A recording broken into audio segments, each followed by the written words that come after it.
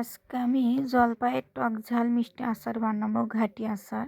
সেই জন্য জলপাই আমি সেদ্ধ করে নিয়েছি, সেদ্ধ করে বিচি ছেড়ে রেখে দিয়েছি।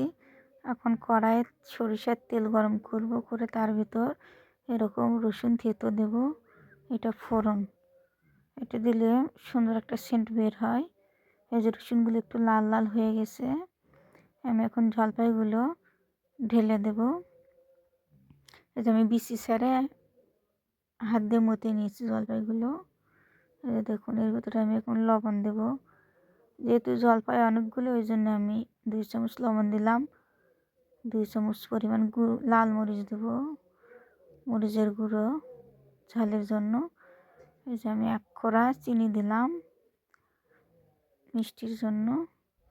আপনারা আপনাদের স্বাদ মতো গুঁড়ো দিতে পারেন, যার যেটা পছন্দ সেইভাবে দেবেন।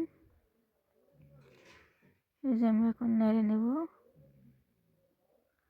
এই যে এখানে আমি পাঁচফোড়ন এগুলি পিষে নেব, পিষে গুঁড়ো করে নিয়েছি, এই যে দিলাম।